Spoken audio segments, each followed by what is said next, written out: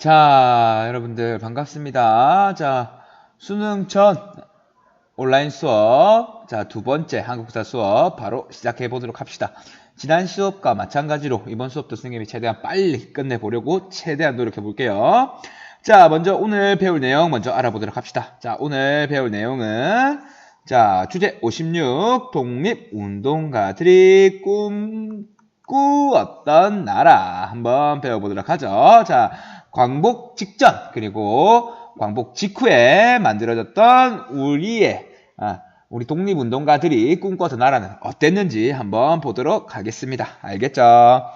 자, 먼저 첫 번째 보도록 하겠죠. 자, 여러분들 프린트를 보면은 이번에는 순서대로 안 하고 지금 일단 제일 밑에 국제사회에서 논의된 한국의 독립문제 이거 먼저 보고 국제사회에서는 한국 독립문제는 이렇게 다뤘었는데 그리고 두 번째는 제일 처음에 국외에서 우리는 광복 이후에 어떤 국가를 만들려고 했었는지, 마지막 세 번째 국내에서는 어떤 독립운동단체들이 국가를 만들려고 노력했었는지 그거를 보도록 하겠습니다. 마지막 제일 밑에 있는 거부터 하고 제일 위에 갔다가 중간에 걸로 내려오는 그런 방식으로 진행을 해보도록 하죠. 먼저 첫 번째 제일 밑에 보면은 국제사회에서 논의된 한국의 독립문제 나와 있는데 이게 뭐냐면 자 2차 대전이 일어나고 있는 지금 상황이죠. 2차 대전. 2차 대전이 일어나고 있는 상황에서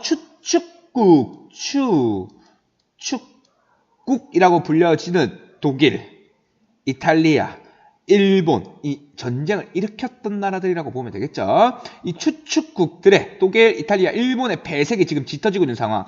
지금 유럽 정상에서도 지금 독일과 이탈리아가 지금 계속해서 배전을 해가고 있는 상황이고, 동아시아, 태평양 정선에서도 미드웨이 해전 이후에 일본이 계속해서 밀리고 있는 그런 상황이 전개되고 있는 상황에서 연합국들이라고 하면 계속 얘기했듯이 미국, 프랑스, 영국 이런 나라들이 있겠죠. 이런 나라들이 전후 처리를 위해서 전쟁이 끝나고 어떻게 할 건지에 대해서 정상들이 모여서 회담을 나누게 되는데 여기에서 처음으로 한국의 독립 문제가 제기가 되게 됩니다.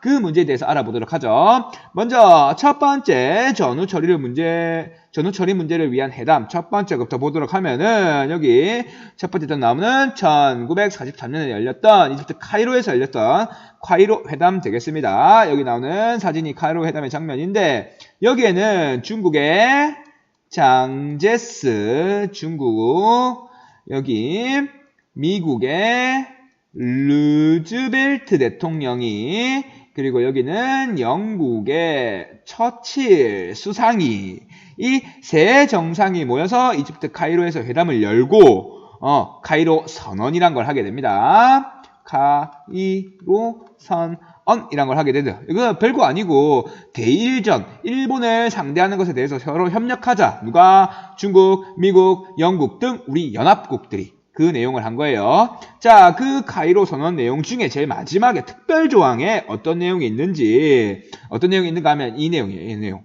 자, 일본이 패전하고 난 이후에 일본 영토 처리를 넣어야 되는데 일본이 영토를 어떻게 할 건지 처리를 넣어야 되는데 여기에 우리 일본의 식민지였던 우리나라의 독립을 연합국이 최초로 보장을 하게 되죠. 일본이 패망하게 되면은 식민지였던 한국은 독립을 하게 될 것이다 라고 최초로 보장을 하게 되죠.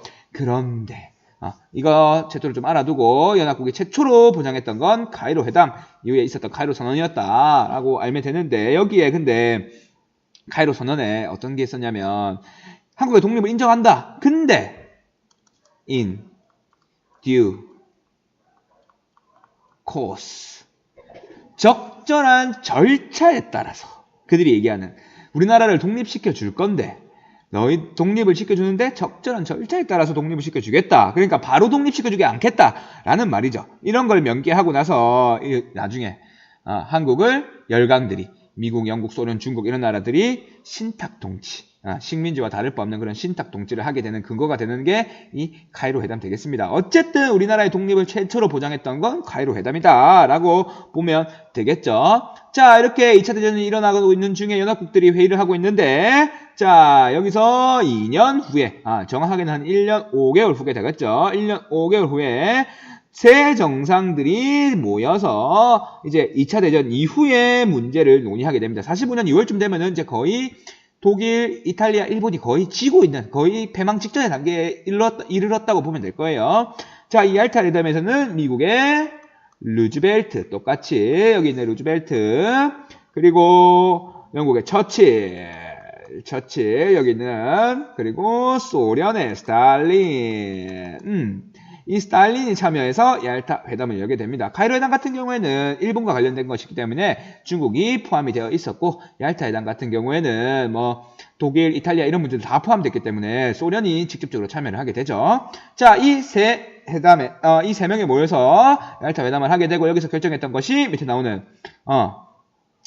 이런 독일, 이탈리아, 일본이 패망하면서 독립하게 되는 국가에서는 먼저 우리가 그 나라의 임시정부 만들게 해주고 그 다음에 임시로 국가를 운영할 임시정부를 만들고 그 이후에 국민들이 선거를 통해서 자유선거를 통해서 정부를 만들게 하겠다 이런 걸 합의를 하게 되죠. 여기 우리나라도 당연히 포함이 되는 거고 그리고 여기 러시아가 참여했듯이 얄타 회담 때 이런 내용들도 하고 소련이 대일전에 참전하겠다. 그 전까지 참전 안 했거든요. 자, 참전하겠다. 이런 내용들을 포함시키게 됩니다. 얄타 회담 때. 알겠죠?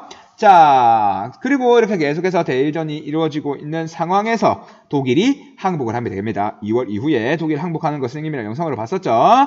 독일이 항복하게 되고, 이제 독일 처리를 이제 어떻게 할 건지, 그리고 남아있는 일본을 어떻게 처리할 건지 또 회의를 하게 되죠. 여기에서는 이제 미국 독일령이 이제 루즈벨트에서 이게 루즈벨트가 맞아요. 여기에서 이제 트루먼 이거 미안해요. 이걸로 바꾸고 트루먼 미국 대통령 트루먼이랑 여기 기존에 있던 처칠이랑 장제스 이것도 또 일본과 관련된 거니까 트루먼, 처칠, 장제스 이 세 사람들이 모여서 또 포츠담 회담을 열게 되죠. 중요한 건 이거 사람 이름 외우지 마요. 그냥 선생님이 얘기를 하다 보니까 하게 된 건데 중요한 건 카이로 회담이 뭐다, 얄타 회담이 뭐다, 포츠담 회담이 뭐다 이거 정도만 알면 돼요. 카얄포 순서대로 좀 잘 외우고 알겠죠? 카얄포.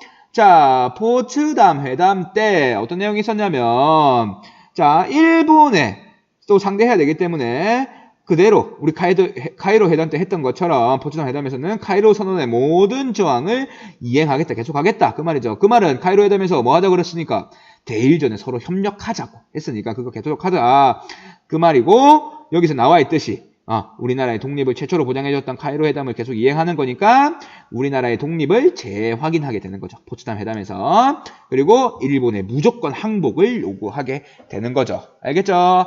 카얄포 전후 처리 회담이 어떻게 열리게 됐는지 그리고 내용은 무엇인지 정확하게 알아두고 선생님 빨간색으로 체크해둔 거 좀 주의 깊게 보고 순서는 카얄포 이렇게 외우면 돼요. 카얄포 순서 정확하게 좀 알아두면 될 거예요. 알겠죠? 자, 넘어가죠. 자, 이런 전후 처리 회담이 어떤 결과를 맞았고 그 이후 상황은 어땠는지 한번 보도록 하죠. 먼저 이 결과 우리 카얄포 이후에 우리나라의 독립을 국제사회로부터 인정을 받았죠. 이게 당연한 거죠. 아까 여기 나와 있듯이 카이로 회담에서 최초로 보장하고 포츠담 회담에서 독립을 재확인했으니까 그쵸. 자, 그리고 나서 전후처리 회담 결과 8월 달에 소련이 이제 직접적으로 대일전에 일본을 공격하는데 참전을 하게 되고 1945년 8월 15일 미국의 B-29기가 뜨게 되면서 거기에서 히로시마, 나가사키에 각각 원자폭탄을 투하하게 되면서 일본이 항복하게 되고 2차 대전은 끝나게 됩니다. 자연스럽게 우리나라는 광복을 맞이하게 되죠. 알겠죠?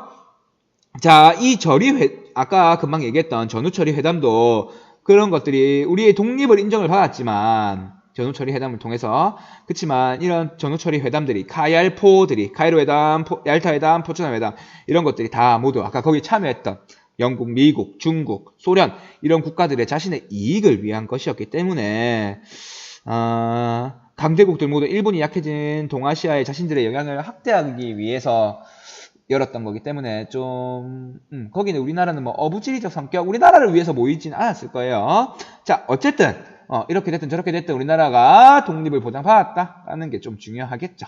알겠죠? 자, 이게 제일 마지막에 국제사회에서 논의된 한국의 독립 문제 이거 했고, 제일 위로 다시 한번 넘어가 보죠. 자, 국외에서 나타난 신국가 건설의 움직임. 우리 지난 시간에 한국광복군 하면서 배웠었던 대한민국 임시정부 되겠습니다. 한국광복군 여기서 만들어졌죠. 충칭에서 마지막으로 우리 여기 상하이부터 출발해서 중국 국민당을 따라서 충칭으로까지 이동하는 대한민국 임시정부 배웠었고 1940년에 이 충칭에 자리 잡은 이후에 임정은 다시 한 번 더 분위기를 쇄신하고 그리고 아래에서 본 것과 같은 일본의 패망이 짙어지는 상황에서 대한민국 임시정부는 일본의 패망 이후를 이제는 준비를 하게 되는 거죠. 지금 패망이 짙어지고 있는 상황에서 조만간에 패망할 것 같으니까 이제 임시정부가 그리고 여기 있는 조선 독립동맹이 이제 패망 이후에 정부를 수립하고 독립을 할까 뭐 이런 거를 준비를 하게 되는 거죠. 먼저 배울 거는 대한민국 임시정부 되겠습니다. 대한민국 임시정부 같은 경우에는 선생님 지난 시간에 선생님이랑 했듯이 임정은 김구를 주석으로 선출을 하고 김구 중심의 지배체제를 완성을 하게 되는 거죠. 그런 다음에 41년 아까 우리 지난 시간에 배웠던 조소왕이라는 사람 배웠었죠. 조소왕 민족혁명당에 참여를 했다가 거기서 선생님 죄송해요. 목이 아파가지고 이탈을 하고 임정에 다시 참여를 했었죠. 자, 이 조소왕이라는 사람이 주장한 삼균주의 이 세 가지가 균등해야 된다. 우리가 다시 한번 우리 한반도를 회복하고 난 이후에 건국하는 국가는 이 삼균주의에 바탕을 둬야 된다라고 하는 삼균주의는 뭐냐면 이 삼균주의는 정치 그리고 경제 교육 이 부분에서 균등해야 된다. 모든 국민이 이런 정치, 경제, 교육의 균등을 원하는 이 삼균주의를 바탕으로 대한민국의 건국강령을 대한민국 임시정부가 발표를 하게 되죠. 대한민국 건국강령. 자, 여기서 나와있듯이 대한민국 건국강령이 여기 밑에 있는 내용인데 대한민국 건국강령에서 삼균주의를 알 수 있는 게 여기 보면은 우리 모두가 정치적 균등을 위해서 돈 많은 사람들이 정치적으로 영향력이 높고 이렇게 하지 않고 민족별로 다른 이런 게 아니라 누구나 똑같이 정치적으로 투표를 할 수 있는 보통선거를 규정을 하게 되죠. 보통선거. 그리고 등장하는 나라는 우리 지난 시간에 배웠던 군주정, 입헌군주정 이런 거 아니라 보통선거에 의해서 선출된 사람들이 정치를 하는 공화정을 주장을 하게 되죠. 자, 그리고 삼균주의 경제적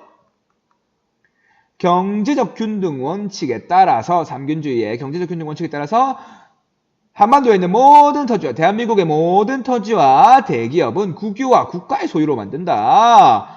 경제가 균등하게 하기 위해서, 경제를 균등하게 하기 위해서 이런 것도 주장을 하게 되고 잘 알아둬야겠죠. 선생님이 지금 체크하는 부분. 그리고 마지막으로 교육의 균등을 위해서 의무교육 제도를 시행해야 된다. 누구나 국민 교육을 받을 수 있어야 된다. 돈 있는 사람들만 교육받고 이렇게 해서는 안 된다. 라고 하는 의무교육 제도를 시행하겠다라는 걸 주장을 하게 되죠. 알겠죠? 대한민국 임시정부 일본 패망 이후에 정부를 수립할 건데 이거를 수립하기 위해서 주장했던 게 대한민국 임시정부고 대한민국 건국강령이고 건국강령의 내용이 삼균주의의 원칙에 입각해서 정치적 균등으로서 보통선거에 입각한 공화정 정책, 경제적 균등 원칙에 입각해서 토지와 대기업의 국유화 정책, 교육의 균등 원칙에 입각해서 의무교육제도의 시행, 이거를 주장하게 되죠. 알겠죠?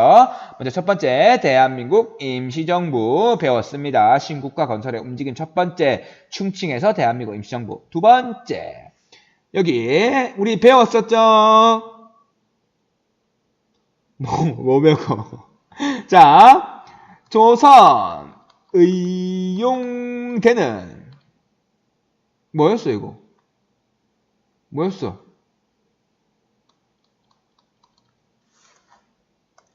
조선 의용대 어디 예하부대였어요? 어디 예하부대? 어디 예하부대였어요? 배웠는데 조선 민족, 전선, 연맹의 예하부대가 조선의용대였었죠. 자, 근데 이 조선의용대가 중국 국민당의 지원으로 만들어져가지고 국민당이랑 함께 항일운동을 하고 있었는데 국민당이 항일운동에 소극적이라 그랬잖아요. 그러니까 이 국민당과 더 이상 너희들과 항일운동 못하겠다라고 하니까 조선의용대가 화북지역으로 이동해가지고 조선의용대 화북지대가 되고 이 조선의용대 화북지대의 사람들이 대원들이 그곳에 조선 군국 공산당에 잠시만요. 중국 공산당 이거는 좀 빨간색으로 적을게요. 조선의용대 화북지대 화북으로 넘어간 중국 공산당과 함께 항일운동을 하기 위해 조선의용대 화북지대의 대원들이 그곳에 중국 공산당에 가입을 해서 활동하는 한국인들이랑 연합을 해서 만든 정치단체가 조선 독립동맹 되겠습니다. 조선 독립동맹 여기 나오는 조선 독립동맹 되겠습니다. 예난 지역에 여기가 중국 공산당의 본거지거든요. 예난 지역의 조선 독립동맹 되겠습니다. 이 조선 독립동맹의 예하부대가 뭐였죠? 조선의용군. 그쵸? 기억해야 돼요. 이거랑 의용대 다르다는 거 정확하게 해야 되겠죠.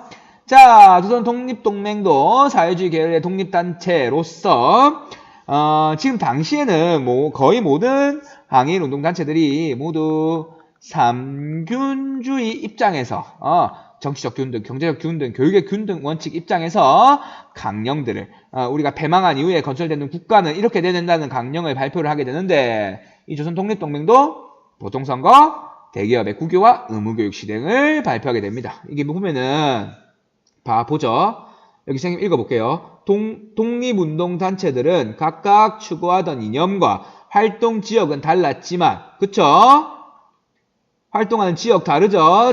대한민국 임시정부, 조선 독립동맹 지금 배울 화북지역, 그리고 강남지역, 그리고 좀 이따 배울 조선 건국동맹까지 이런 걸 달랐지만 모든 국민이 평등한 권리를 가지는 민주공화국을 지향한 점은 같았다. 즉 삼균주의를 주장했다. 그래서 삼균주의 원칙에 있어서 강령도 비슷하다. 알겠죠? 조선 독립동맹이란 게 있었다. 위에는 대한민국 임시정부, 위치로 보면 아래죠. 이런 것들이 있었다. 국외에서 신국가 건설 움직임은 이런 것들이 있었다. 잘 알면 되겠고, 밑에 마지막으로 오늘 국내에서 건국을 준비한 조선건국동맹 이것만 보면 되겠습니다. 이거 짧아요. 훨씬 짧아요. 오늘 진짜 빨리 끝낼 거야. 자, 국내에서 건국을 준비한 조선건국동맹 되어 있고 그 단체로서 조선건국동맹이 나와 있습니다. 경성, 지금의 서울이 되겠죠.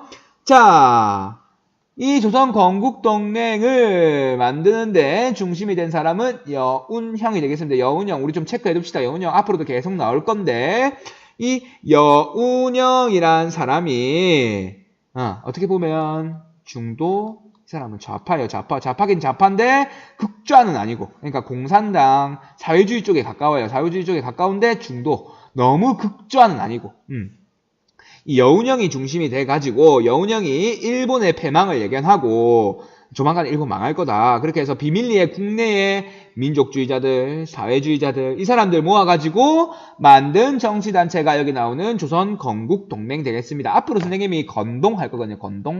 건동 하면은 조선건국동맹이라고 생각하면 될 거예요. 건동.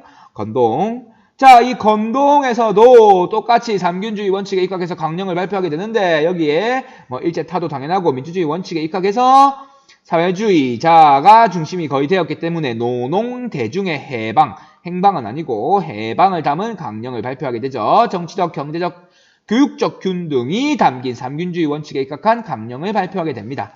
삼균주의는 정확하게는 삼균주의 물어보면 대한민국 임시정부를 답하고 그 정신들이 모두 포함되어 있다. 여기 나오는 모든 국민이 평등한 권리를 가지는 민주공화국을 지향하는 점은 같다. 이렇게 보면 될 거예요. 자, 문제에서 삼균주의 물어보면은 대한민국 임시정부를 답해야 돼요. 자, 여기서 중요한 거는 밑에 보면은 주요 활동 보면은 이 건동의 주요 활동 보면은 밑에 무장투쟁을 위해서 이 경성 국내에서 만들어진 조선건국동맹이었기 때문에 무장투쟁을 위해서 임시정부에 있는 한국광복군하고 그리고 여기 있는 조선독립동맹의 조선의용군하고 연락해서 합동작전을 취하려고 했던 데가 여기 조선건국동맹이 되겠습니다. 그거 정도 알아두면 좋겠죠. 국외에 인정. 그리고 독립동맹과 연락을 취해서 무장투쟁을 전개하려고 했다. 그리고 이후에 이제 일본이 원자폭탄 2방 빵빵 맞고 이 여운형은 바로 이 조선건국동맹을 해체하고 이름을 바꿔서 여기 나오는 바로 새로운 국가를 건설하기 위해 조선건국준비위원회 조선 지역에 새로운 국가를 건국하기 위해서 준비위원회를 만들게 됩니다. 이건 줄여서 선생님 앞으로 건준이라고 그럴 거예요. 건동을 해체하고 패망하자마자 바로 건준을 만들게 되는 이걸 하게 되는 데가 바로 조선건국동맹 되겠습니다. 알겠죠? 조선건국동맹, 조선독립동맹 이거 헷갈리면 안 되겠죠? 우리가 조선의용대, 조선의용군 헷갈리면 안 되듯이 조선건국동맹은 국내, 조선독립동맹은 중국의 예난, 화북지대에 있었다는 거 알면 되겠습니다. 오늘 배울 내용 여기서 끝이에요. 마지막에 복습만 하면 돼. 자, 천우철의 회담으로서 오늘 이거만 외우자. 카얄포 순서대로 되는 거 했었죠. 카이로 회담은 중요하게 우리나라의 독립을 최초로 보장한 게 카이로 회담. 하지만 in due course 적절한 절차에 따라서 독립을 시키겠다라고 해서 나중에 나오는 신탁 통치. 신탁 통치를 하게 되는 빌미가 되죠. 신탁 통치. 미국, 영국, 소련, 중국 이 네 나라가 돌아가면서 우리나라를 임시로 통치를 한다는 그 말인 거예요. 너희들 국가를 운영할 만큼 성숙되지 못했으니까 우리가 먼저 조금 다스려주다가 5년씩 20년 다스려주다가 너희들한테 넘기겠다. 이런 신탁 통치. 말도 안 되는 소리죠. 자, 이런 게 비밀가 되는 거죠. in due course 때문에. 적절한 절차에 의거한다는 것 때문에. 알겠죠? 얄타 회담은 소련의 대의전 참전 그리고 임시정부 만들어가지고 선거해가지고 정부를 만들게 해주겠다 이런 거를 회의를 하게 됐지만 그렇게 썩 중요하진 않고 또 카이로 회담 중요하고 포츠담 회담도 중요하고 일본 이제 독일도 패망하고 남은 거 일본을 어떻게 처리할지 하는데 그 원칙은 카이로 회담 원칙에 따라서 그대로 하겠다. 일본 항복해라 라고 하고 일본 항복하고 우리나라를 독립시키겠다 라고 하는 거 나와 있는 게 포츠담 회담이다. 이 카얄포 정확하게 알아두고 그리고 계속했듯이 이 예난 지역의 조선 독립동맹 군대로서 조선 의용대? 아니죠. 조선 의용군이 있었고 대한민국 임시정부의 정규군은 한국 독립군? 아니죠. 한국 광복군이죠. 광복군.